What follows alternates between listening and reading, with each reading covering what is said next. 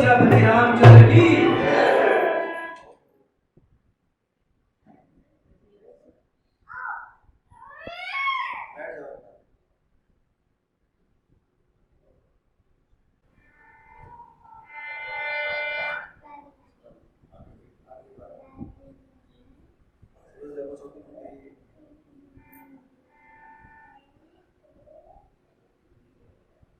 श्री गणपति श्री गुरु गुरु नमो नमो कविस कपीस, सब संतों के चरणों में नवा रहा हूँ शीश।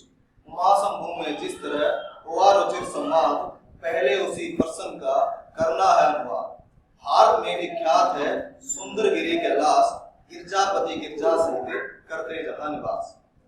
अब मैं सबसे पहले आपको जो बता रहा हूँ, रामायण के सबसे पहले रस जो शब्द है वो है भगवान राम। राम एक शब्द, राम जो शब्द है मैं आज आपको सबसे पहले बताऊंगा इस शब्द की उत्पत्ति कहाँ से होती है। राम शब्द की उत्पत्ति कहाँ से होती है, ये आया ये शब्द ही कहाँ से है, क्योंकि ये कोई ऐसा शब्द नहीं है कि वशिष्ठ ने सिर्फ दशरथ के बड़े पुत्र का नाम राम रख दिया होगा, तो ये शब्द बहुत विशेष है। अब मैं इस शब्द की आपको छोटी सी महिमा बताता हूँ, रामायण के बीच से ये प्रसंग, फिर मैं आपको बता दूंगा कि राम शब्द की उत्पत्ति कहाँ से होती है। और ये कथा ये कथा का पहला पार्ट होगा, पहला हिस्सा ही।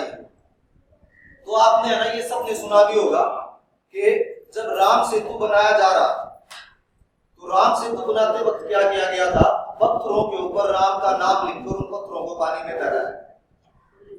तो जब वो सेतु बनकर तैयार हो गया तो भगवान राम आए उसको देखने के लिए, और भगवान राम ने देखा कि इतना बड़ा सेतु बना दिया गया है पत्थरों से, और सिर्फ मेरा नाम लिखने से पत्थर पानी पर तैर रहे हैं।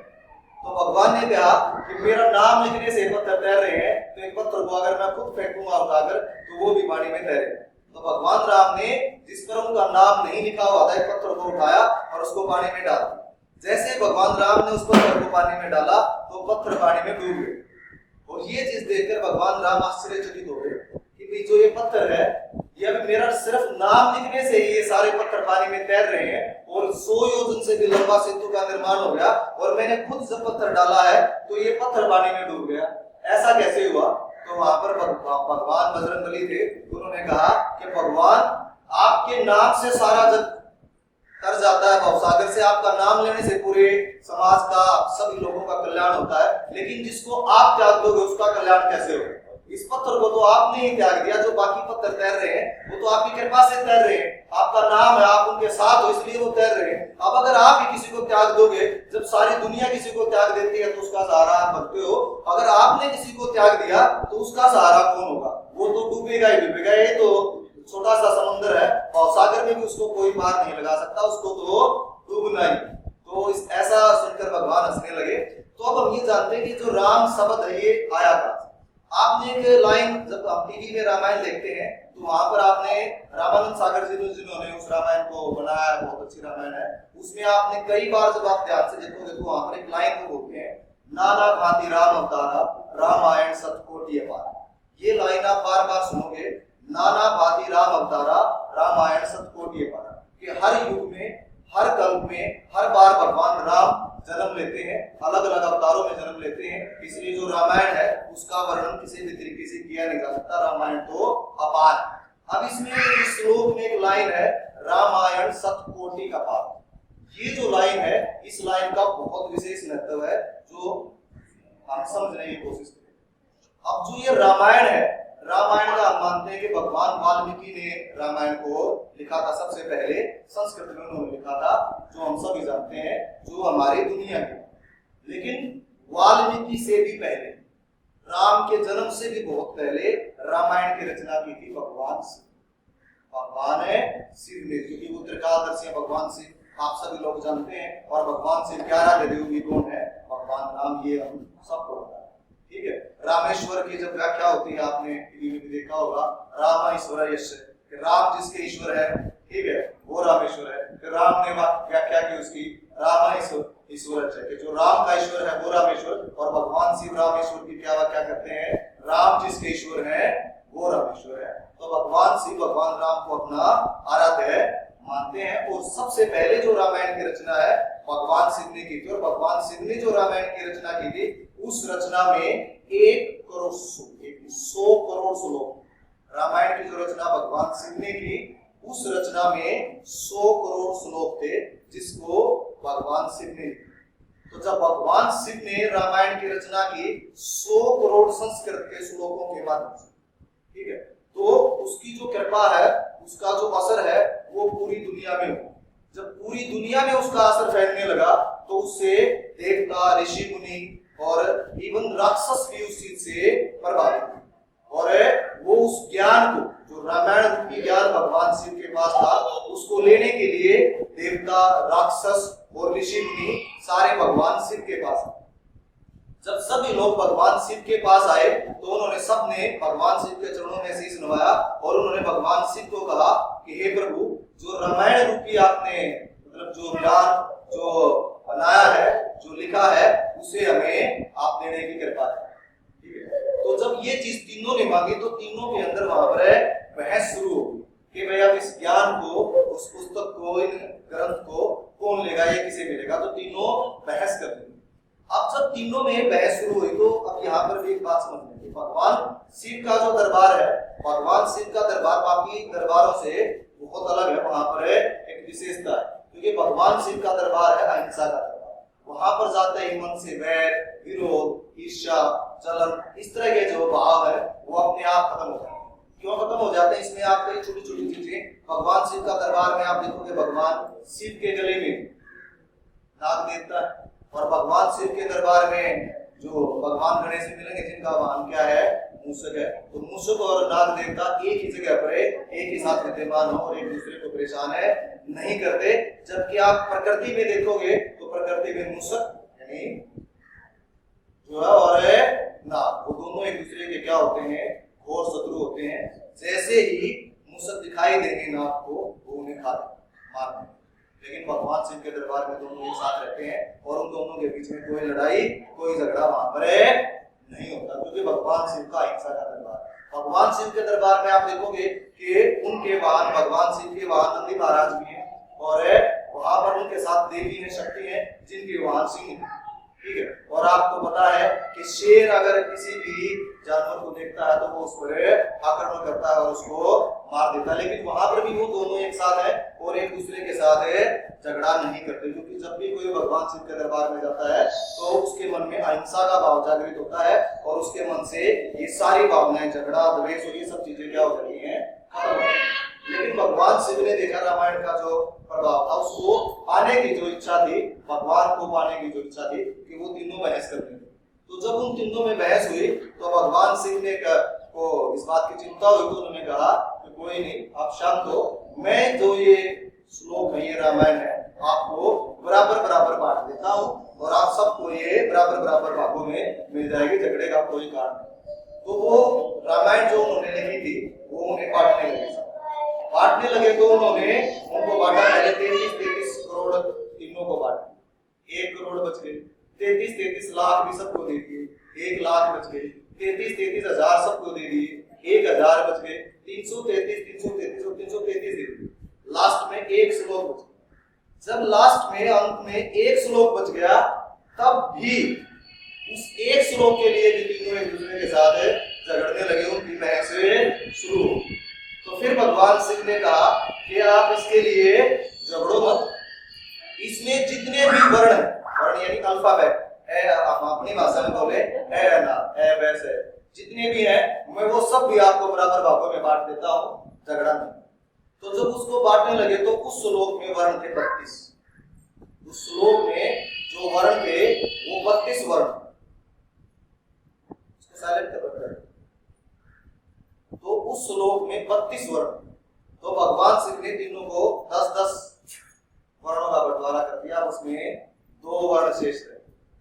अब उन 2 के लिए भी उन सब में क्या होने लगा, झगड़ा होने लगा। अगर भगवान शिव ने कहा कि ये जो 2 है, ये जो 2 वर्ण बच गए ना, ये दोनों वर्ण, ये दोनों अल्फाबेट, ये 2 अक्षर जो बच गए हैं, ये दोनों अक्षर मेरे हैं, ये मैं किसी को नहीं दूंगा। और वो 2 अक्षर थे रा, और वो जो 2 अक्षर थे जो बचे सारी रामायण का बांटने के बाद भी, वो थे रा और और उन्हीं से मिलकर बना नाम राम, जिसको भगवान शिव ने अपने हृदय में, अपनी आत्मा में, ठीक है, अपने मस्तिष्क में धारण किया और वहीं से शब्द शुरू हुआ भगवान राम। वहां से राम की उत्पत्ति होती है और उसके बाद ही राम पैदा होते हैं और उसके बाद ही जो महर्षि वशिष्ठ हैं वो, जैसे हम बोलते हैं पतरा देखना, तो पतरा देखते हैं और पतरा देखने के बाद बोलते हैं कि ये जो आपका पुत्र है, बड़ा पुत्र है, इसका नाम है राम होगा। तो वहां से भगवान है राम या राम शब्द की उत्पत्ति होती है। बोलिए जय श्री राम, जय श्री। अब हम आते हैं कथा। तो इस कथा में क्या है कि जब, जैसे मैंने अभी आपको ये पहले सुनाया था कि एक बार माता पार्वती और भगवान शिव दोनों कैलाश पर्वत पर विराजमान, कैलाश पर्वत पर विराजमान थे। तो माता पार्वती ने भगवान शंकर को बोला, क्योंकि भगवान शंकर उस समय ध्यान में, तो भगवान शंकर जब ध्यान करते हैं तो भगवान शंकर भगवान राम का ध्यान करते हैं और गीता ज्ञान को धारण करते हैं। ये आपने गीता में भी पढ़ा होगा, भगवान शंकर जब योग करते हैं तो उस समय गीता ज्ञान को धारण करते हैं और भगवान राम का ध्यान करते हैं। क्योंकि जो गीता ज्ञान है, अगर वैसे भी मैं आपको बता दूं कि दुनिया में जितनी भी पुस्तकें हैं पवित्र ज्ञान से, उसमें पूरी दुनिया में, सिर्फ भारतवर्ष में नहीं, जिस पुस्तक को सबसे ज्यादा पढ़ा जाता है वो पुस्तक है गीता।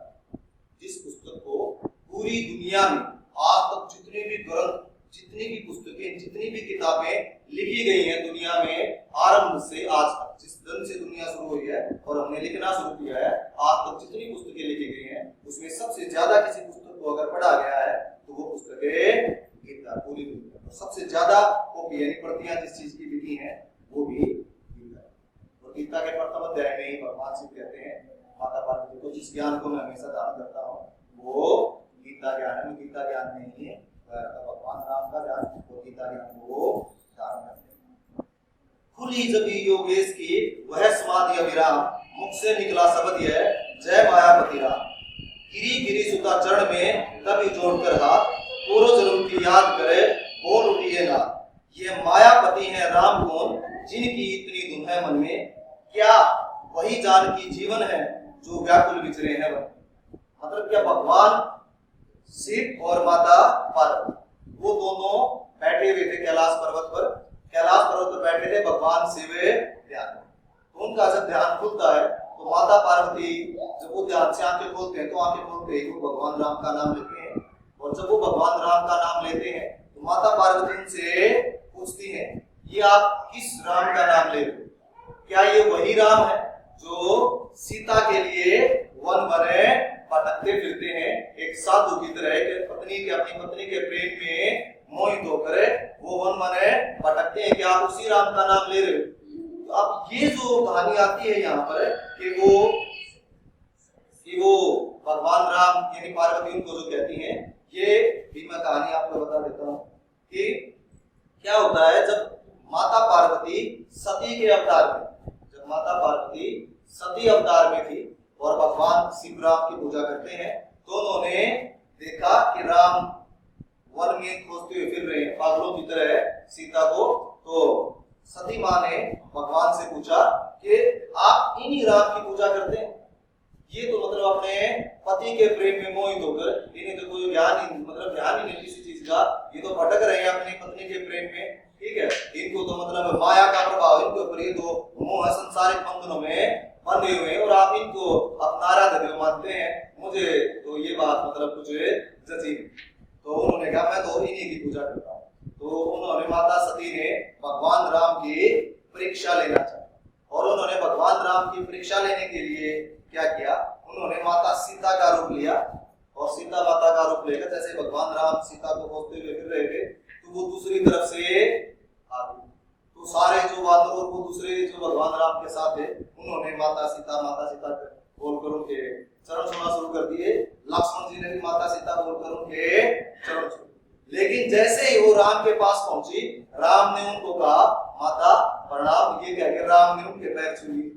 ये देखकर सभी हैरान, ठीक है। और वो सीता वो सभी माँ जी बोली क्या आप मेरे पैर क्यों छू रहे हो? माँ के हमेशा पैर ही छुए जाते हैं, ठीक है। मैं जानता हूँ आप कौन है, आप माता सती हैं। तो आप मतलब वो हंसने लगे ये बात कहकर। जब वो हंसने लगे तो सती समझ गई कि भाई ये भगवान मतलब ये जो कर रहे हैं ये लीलाएं हैं और ये हर एक चीज को समझते हैं। क्यों? और ऐसा हुआ क्यों? क्योंकि भगवान राम ने अपनी पत्नी को वचन दिया था। वचन क्या दिया था? एक पतिव्रत, कि मैं कभी कोई दूसरी शादी नहीं करूंगा। और जिस दिन भगवान राम ने वचन दिया था उसी दिन से उन्होंने संसार की हर दूसरी यानी अब सीता के अलावा जितनी भी नारियां थी उनमें अपनी माँ को देखना शुरू कर दिया। तो कोई भी नारी जो उनके सामने आती थी भगवान राम को उसमें अपनी माता ही दिखाई देती। ये उनका वचन था माता सीता को। तो इसलिए भगवान राम ने सती माँ को पहचाना। तो अब पार्वती का अवतार हो गया था। तो पार्वती ने कहा भगवान शिव को, क्या आप ये उन्हीं राम का नाम भी आपने लिया है आंख खोलते ही जो वैसे वन में भटकते रहते हैं? तो फिर प्रभु कहते हैं कि हाँ मैंने उसी राम का नाम लिया है जो वन में भटकते हैं।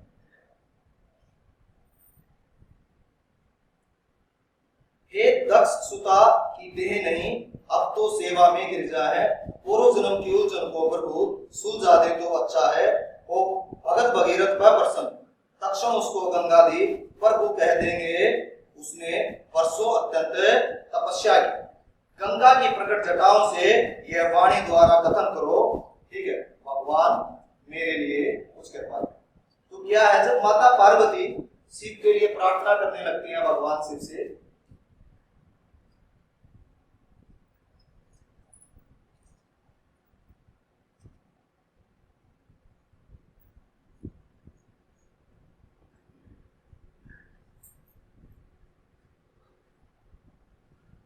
जब माँ पार्वती भगवान शिव से ये प्रार्थना करती हैं कि भगवान ठीक है पिछले जन्म में तो मैं इस रहस्य को नहीं जान पाई, भगवान राम के रहस्य को नहीं जान पाई, उनकी कथा को नहीं जान पाई क्योंकि मैंने अपने शरीर का त्याग कर दिया था।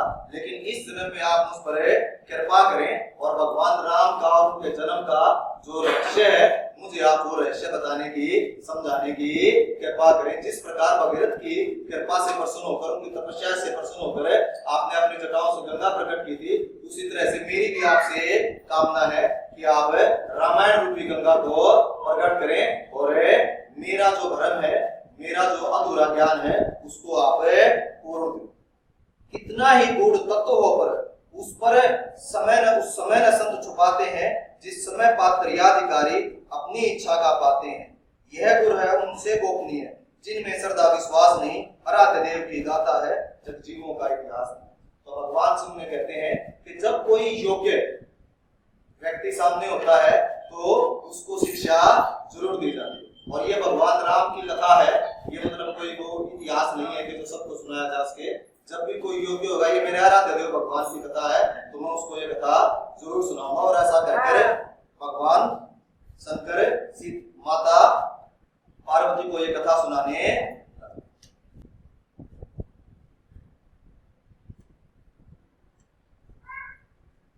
एक बार जय श्री राम बोलेंगे।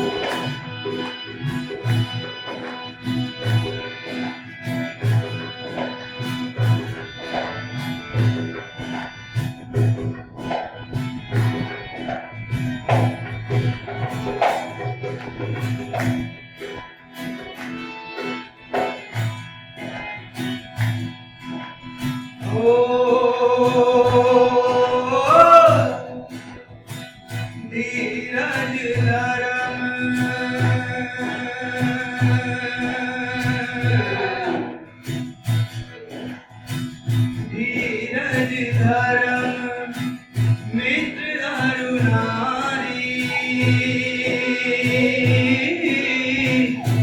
आपत्तिकाल पर की जय। राम सिया राम जय जय राम। राम सिया राम जय जय राम। राम सिया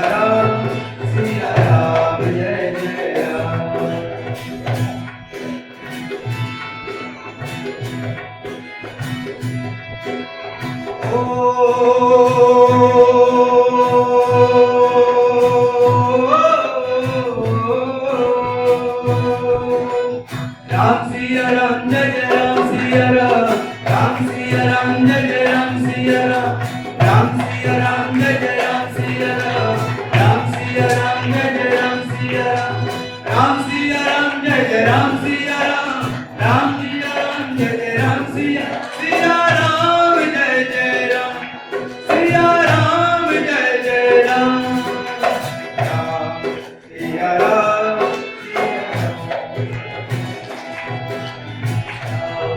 सिया राम सिया राम जय जय राम।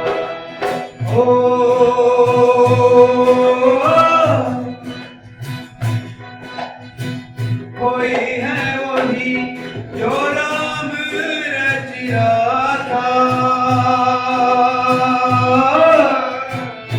राम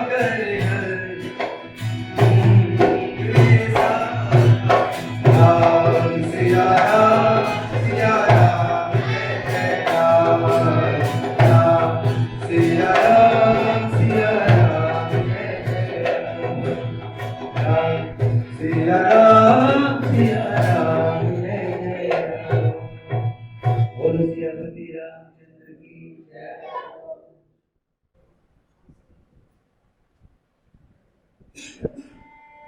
तो भगवान श्री राम की कथा सुनाना शुरू करते हैं।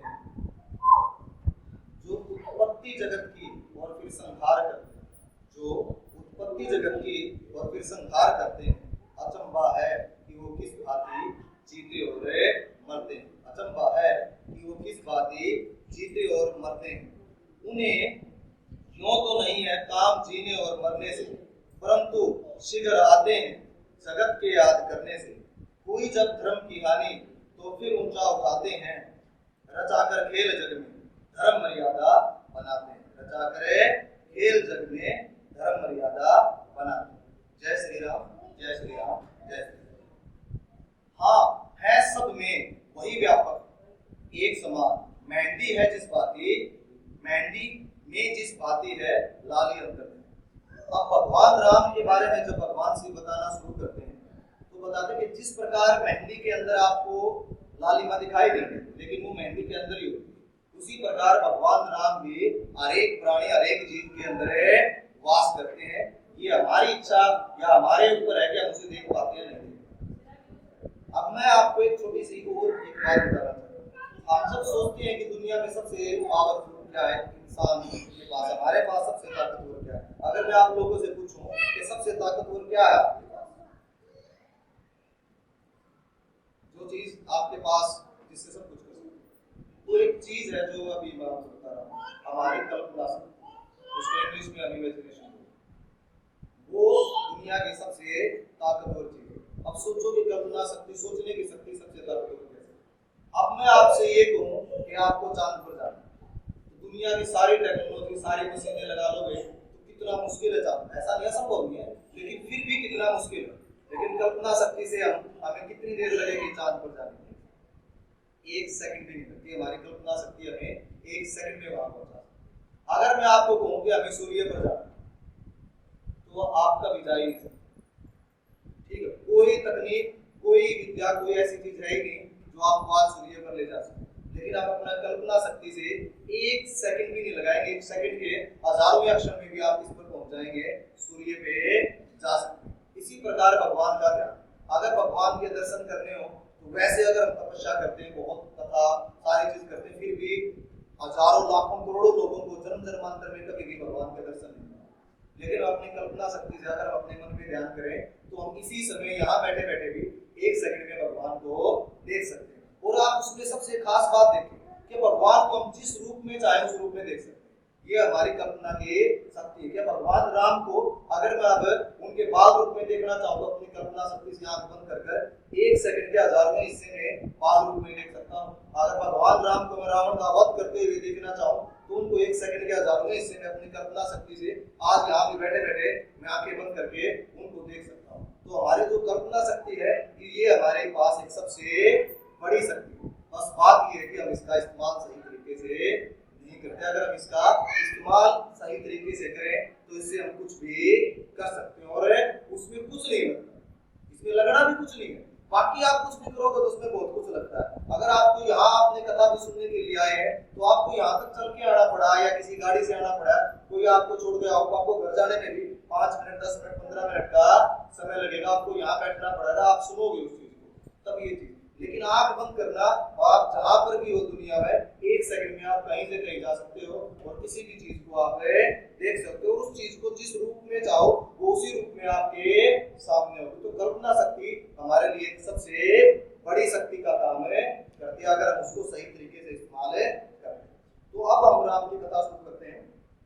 तो जब माता पार्वती भगवान शिव से पूछती है राम कथा के बारे में तो सबसे पहले वो पूछते हैं कि भगवान राम का अवतार क्यों, भगवान राम ने अवतार क्यों लिया? क्योंकि भगवान परमपिता परमेश्वर वही पूरी सृष्टि का निर्माण करते हैं, वही इसका संहार करते हैं, वही इसका पालन करते हैं। तो भगवान राम को अवतार की क्या जरूरत पड़ी? भगवान तो अपनी इच्छा मात्र से ये सारी चीजें कर सकते थे, तो ऐसी क्या चीज होगी कि उनको पृथ्वी पर आना पड़ा? वो तो अक्षय सागर से वैकुंठ से बैठे बैठे भी सारे काम कर सकते थे। उनकी तो इच्छा के बगैर पूरी सृष्टि में पूरी दुनिया में एक पत्ता भी नहीं हिलता, वो तो वहां से भी कर सकते थे। तो उन्होंने अवतार लिया ही।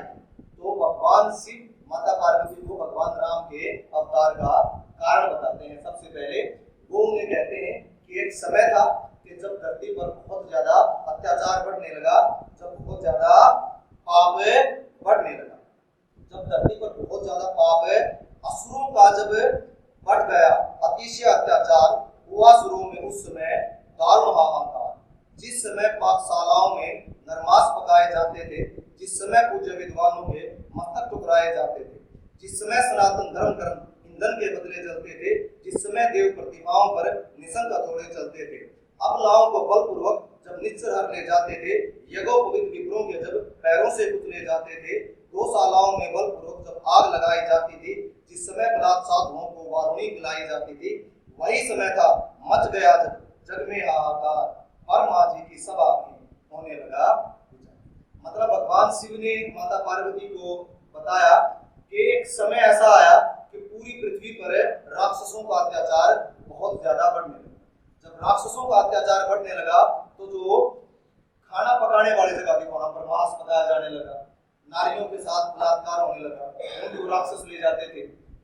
जो साधु महात्मा थे उनको हवन पाठ करने से रोका गया, उनका वध किया जाने लगा, उनके नर्मों मतलब उनकी गर्दनों को काट काट कर हवन कुंड में डाला जाने लगा। ठीक है, सब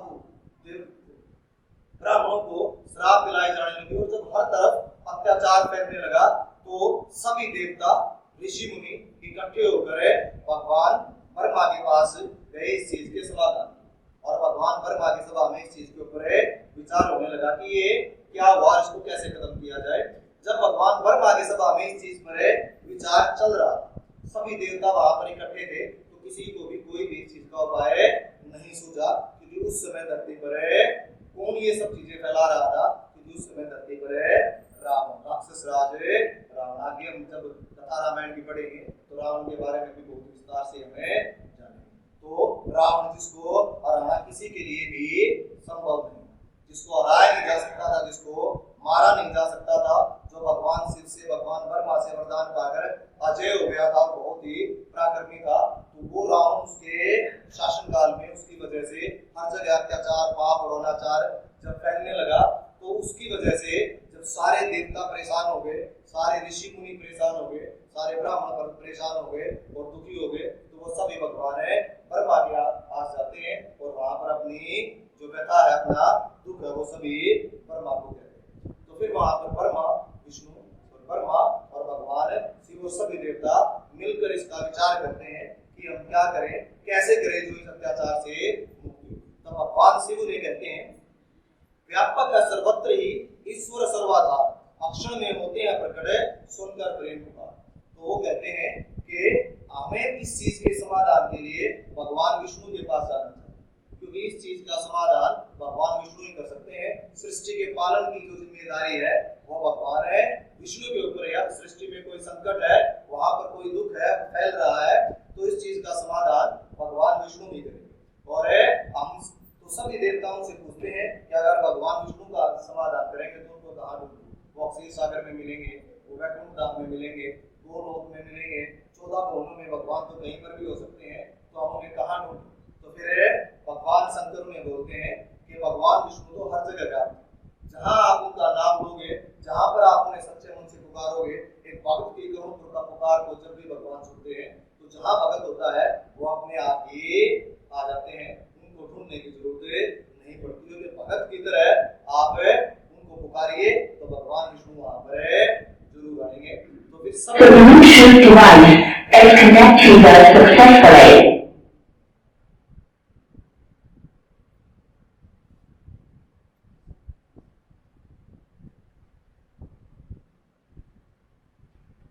भगवान शिव ने उन सबको ऐसा कहा तो उन्होंने बड़ी करुण आवाज में दुखी होकर और सच्चे मन से भगवान विष्णु को पुकारा अपनी मदद के लिए और समाज के कल्याण के लिए। तो जब उन्होंने बड़े मन से और करुण मन से भगवान विष्णु को पुकारा तो भगवान विष्णु वहां पर प्रकट हुए।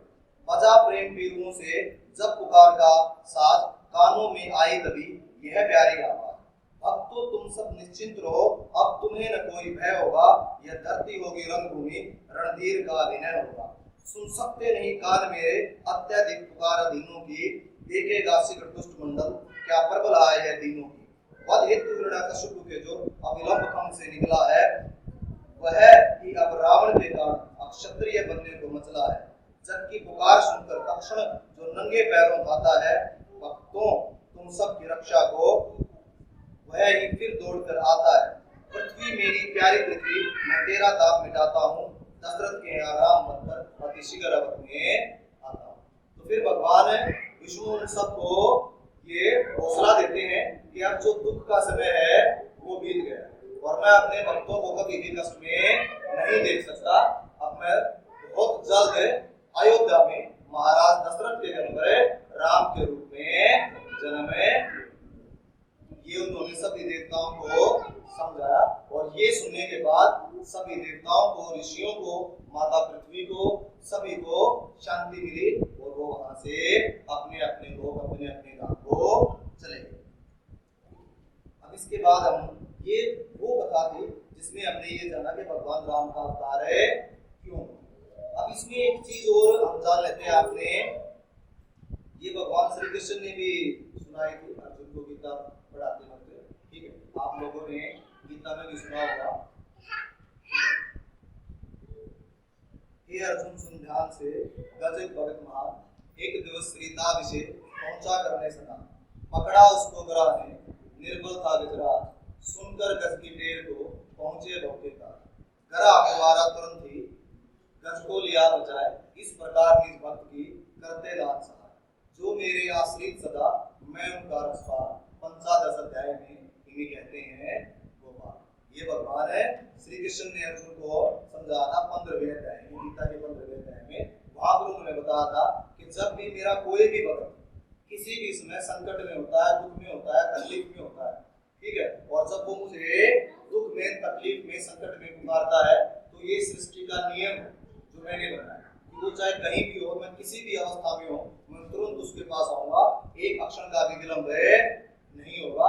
जैसे जब आपने ये कथा सुनी होगी, भागवत में भी ये कथा आती है कि एक बार एक गजराज थे, वो स्नान करने के लिए नदी पे जाते हैं। तो जब वो नदी के अंदर स्नान करने के लिए जाते हैं तो वहां पर एक मगरमच्छ होता है और वो मगरमच्छ उनके पैर को पकड़ लेता है, ठीक है, और उनको नदी के अंदर की तरफ खींचने लगता है।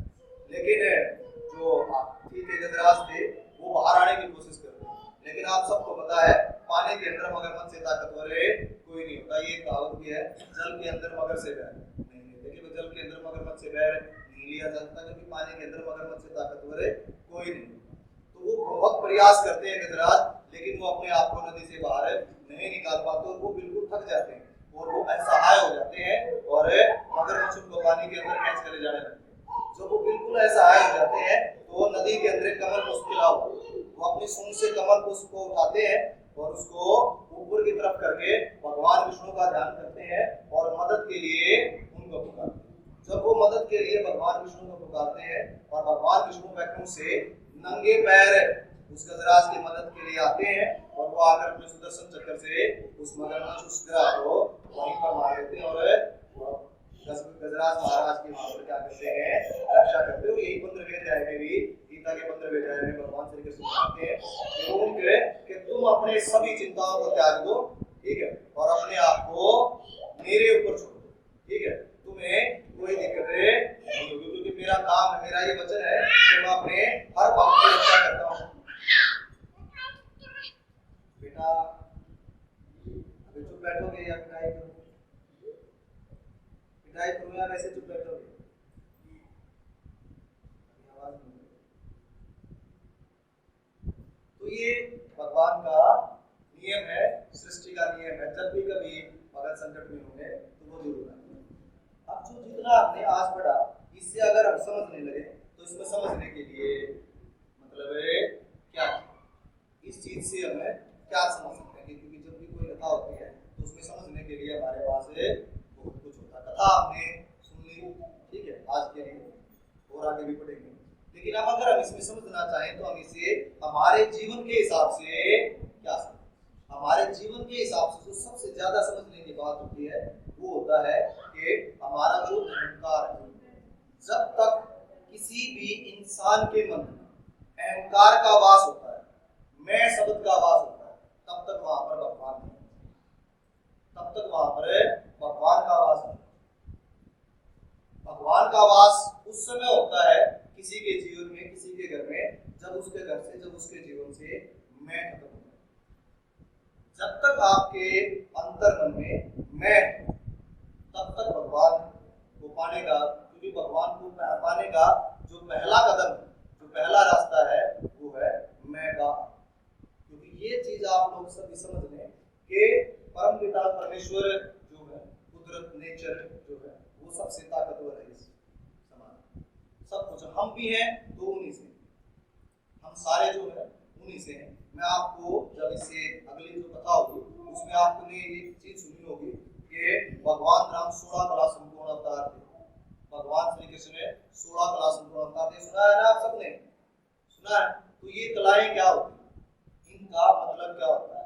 16 कलाएं जो हम बोलते हैं, ठीक है, कि जो वराह अवतार है वो 11 कला संपूर्ण थे, कच्छप अवतार है, मत्स्य अवतार है, वो 10 कला संपूर्ण अवतार थे, ठीक है, भगवान परशुराम है 12 कला संपूर्ण अवतार थे। तो ये जो कलाएं होती है इन सब का क्या मतलब होता है, इस चीज के बारे में, क्योंकि भगवान राम के जन्म के बारे में पढ़ेंगे हम, ठीक है, तो उसमें मैं आपको भगवान राम और जो कलाएं होती हैं इसके बारे में बताऊंगा अगले अध्याय। तो जब मैं आपको ये चीज बता रहा हूँ, सबसे पहली चीज, जब हम यहाँ कथा में बैठे हैं या हम घर में भी बैठे हैं, अब एक चीज जब मैं पढ़ाता हूँ क्लास में भी, एक चीज जो पिछले टाइम में मेरे लगभग 14-15 साल के जो मेरा पढ़ाने का कार्यकाल रहा है, उसमें मैंने एक चीज जो बहुत ज्यादा महसूस की, बेटा बच्चा मेरा बाहर ले जाओ, बाहर ले जाओ, ले जाओ।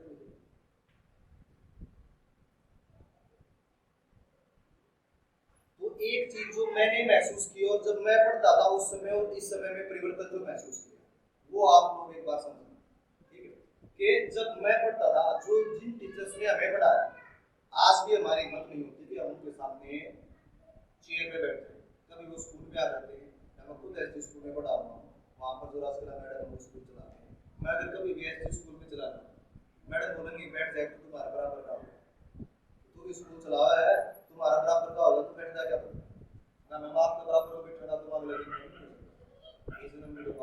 मतलब मन ही नहीं मानता कि हम उनके बराबर में बैठ जाए, ये कभी मन नहीं मानता, ठीक है।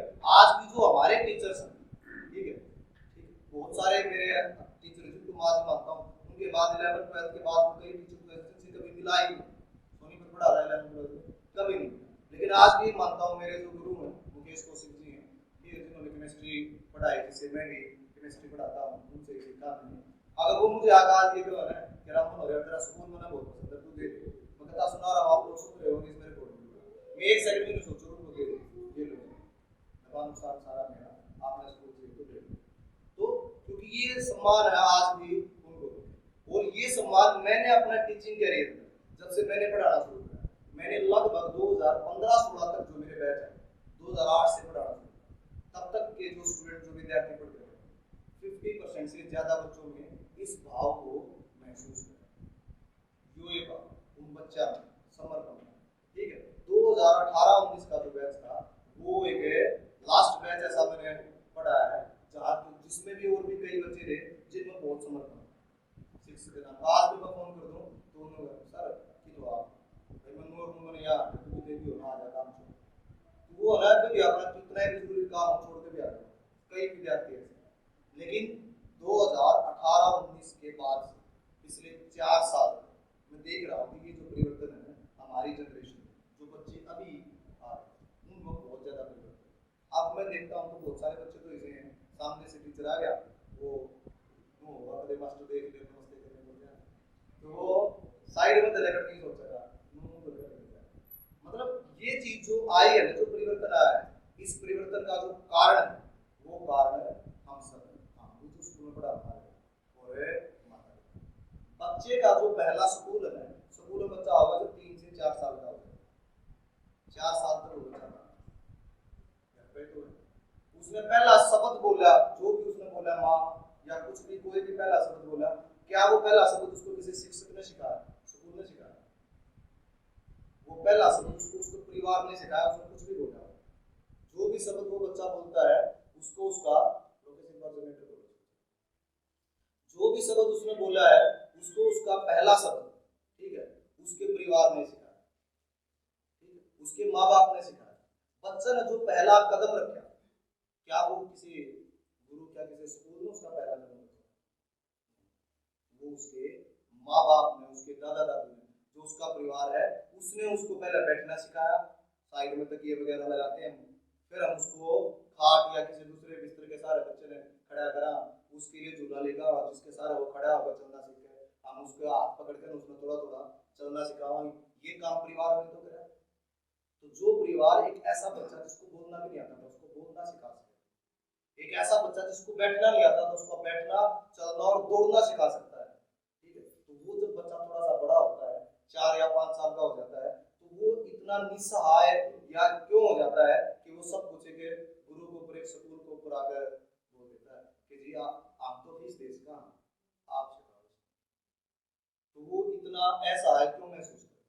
जब वो उस बच्चे ने इतनी चीजें सिखा सकते हैं, तो जब वो बच्चा अब तो उसमें बोलना भी आ गया, अब तो उसने चलना भी आ गया, अब तो उसमें बहुत सारी चीजें आ गई, अब तो सिखाना आसान हो गया, अब तो उसको बड़ी आसानी से सिखाया जा सकता है। लेकिन फिर भी हम के जैसे बच्चा स्कूल में जाने का होगा, आप स्कूल में जाओगे और बोल देंगे गुरु जी मास्टर जी एक तो है आप तो जी फीस दे इसका आप संभालो आप सिखाओ, देखो स्कूल अपना काम करेगा, ठीक है। और लगभग हर एक स्कूल करता है, कि हमारा स्कूल भी नहीं आ रहा, सारे स्कूल हैं जिस स्कूल में जितनी मेहनत बनती है, जिस अध्यापक पर जितनी मेहनत बनती है वो अध्यापक उतनी मेहनत करता है। लेकिन हम जो पेरेंट्स हैं, बात समस्या यहाँ आती है कि हम पेरेंट्स अपने हिस्से की मेहनत करना बंद कर, ठीक है, और वहीं से ये विरोधाभास और वहीं से समस्या आती है कि हमारा एक बच्चा है पढ़ा लिखा अमेरिका चला गया, उसकी माँ ने मरी ने 2 महीने हो गए, कंकाल उसका मतलब 2 करोड़ 4 करोड़ का फ्लैट में पड़ा है, और 2 महीने बाद सभी किसी पड़ोसी ने बताई कि भाई तेरी माँ मरी, और उसने 2 महीने उसकी माँ ने मरी हो गई, उसने मुंह नहीं मिला कि मेरी माँ जीवन में, यानी 2 महीने उसने अपनी माँ के बात करने का समय नहीं मिला। तो वो कमी करता है, पढ़ा लिखा तो बहुत है, डॉक्टर इंजीनियर बना अमेरिका में करोड़ों रुपए तनख्वाह मिल गया कि पढ़ाई लिखाई उसने कम करी होगी, इसका मतलब स्कूल तो अपना काम पूरा कर रहा है, जब तो वो 10 लाख 20 लाख 50 लाख रुपए साल के अमेरिका में जाकर कमा रहा है, तो ये तो कमी रही होगी कि बच्चा ने 2 महीने नहीं मेरा तेरी माँ मर गई कि तेरी माँ बूढ़े माँ बाप कितने देश में पड़े हैं और छोरा कितने देश में जाकर कमाना गया है, माँ बाप ने इस बात का प्रभाव पड़ा था कि बेटा तू जा और अपना ऑर्डर रुपये कमाई, माँ बाप एक बच्चे को पालता, उसने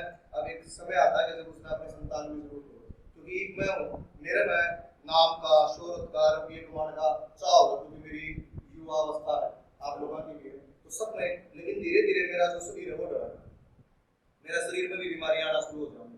और जब मैं साया हो जाऊंगा तो उस टाइम में ना रुपया अच्छी लगेगी, ना कभी और अच्छा लगेगा, ना प्रसिद्धि अच्छी लगेगी, मनुष्य में एक अच्छा लगेगा प्यार के दो। और प्यार के दो बोल किससे मिलेंगे? पड़ोसी पड़ोसी तो आओ नहीं। प्यार के दो बोल जब किसी ने संतान ने, उसकी संतान प्यार के दो बोल, उसका बेटा बेटी उसने प्यार के दो बोल नहीं बोलती, उसकी बहू नहीं बोलती, तो पड़ोसी करता हूँ। जब कोई घर में उसकी इज्जत नहीं तो बाहर के व्यक्ति तो तब इज्जत करेंगे ना जब व्यक्ति की इज्जत करेंगे। तो जब बच्चा ये गलती कर रहा है, ठीक है, तो वह गलती की शिक्षा उसने पढ़ दी, वह गलती की उसने वह शिक्षा के देते नहीं मिली, लेकिन जो उसने सीखना चाहिए था, माँ बाप का महत्व, परिवार का महत्व, वो उसको हमने समय पर नहीं सिखाया। उसने पूरी शिक्षा के देते नहीं मिली, लेकिन उसको एक और शिक्षा थी जो उसको मिलनी चाहिए थी, लेकिन उसको वो शिक्षा मिली ही नहीं। उस शिक्षा के अभाव की वजह से वो वहां पर बैठा है और उसको 2 महीना तक 6 महीने तक पता नहीं कि उसकी मां मर लिया थी।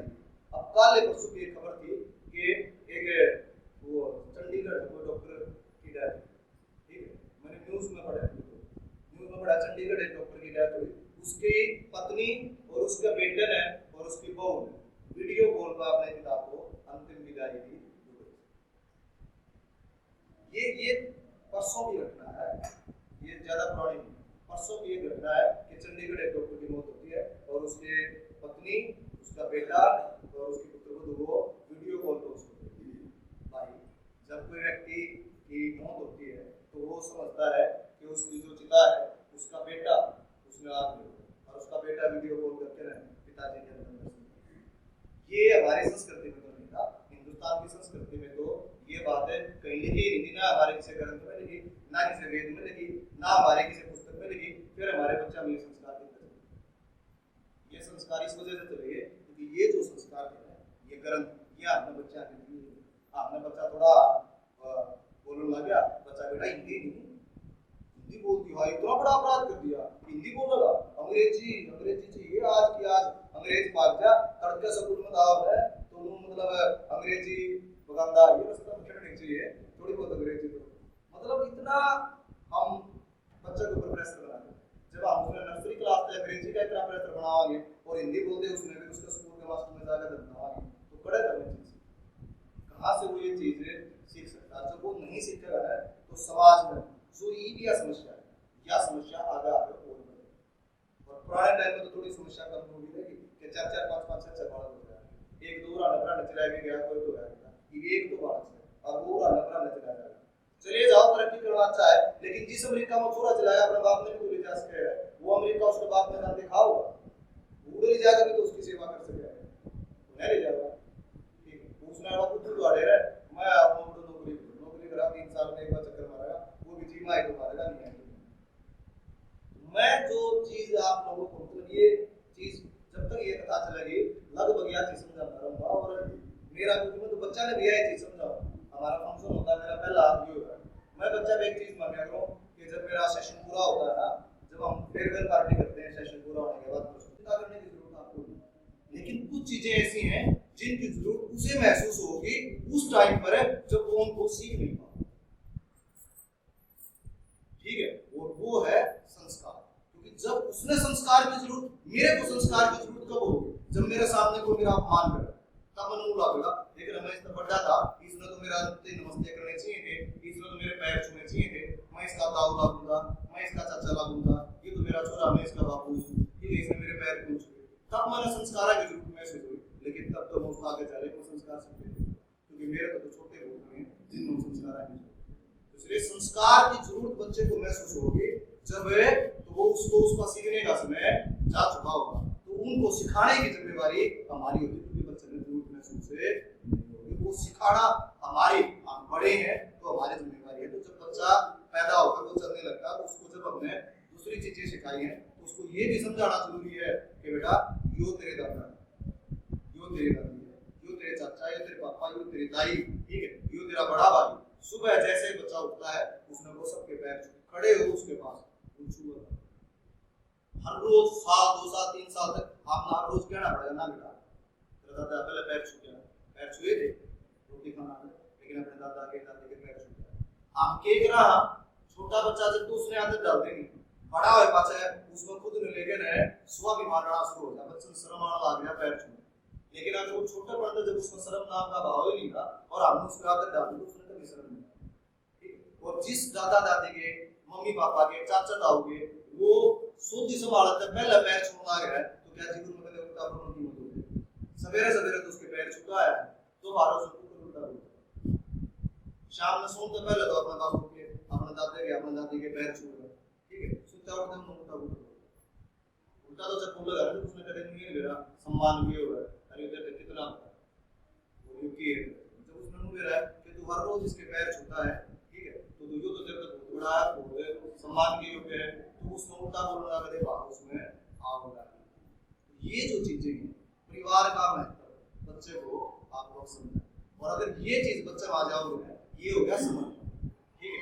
जब समर्पण जिसके अंदर आ गया ना उसके अंदर कभी भी मैं नहीं आता, कभी भी अहंकार नहीं आता, और जिस परिवार में मैं नहीं है, अहंकार नहीं है और समर्पण की भावना है, उस परिवार के अंदर, उस घर के अंदर हमेशा भगवान का वास होता है, जो भी आदमी आराम करे, ठीक है। हमारा जो सनातन धर्म है, हमारा जो हिंदू धर्म है, इसकी सबसे जो खास बात वो ये है कि हम हर एक तरह के भगवान और हर एक तरह के धर्म को पूजा ही मानते हैं। हम सैयद को भी पूछते हैं, ठीक है, जो मुस्लिम धर्म हजार को भी तो पूछते हैं, हम तो भगवान है शिव को भी पूछते हैं, शंकर को भी पूछते हैं, राम को भी पूछते हैं, कृष्ण को भी पूछते हैं, बजरंगबली को भी पूछते हैं। हमारे यहाँ तो करोड़ों करोड़ देवी देवता है और हम सभी की क्या करते हैं, पूजा करते हैं। हमारा धर्म में तो ये है ही नहीं कहीं पर भी कि यो भगवान को किसी की पूजा करनी, जो लगा ली यो है किसी की पूजा नहीं। हम तो ये मानते चलते हैं कि जिस रूप में आप चाहोगे, जिस तरीके से चाहो उस तरीके से आप पूजा करते हो। भगवान तो हर एक रूप में हर एक जगह क्या होते हैं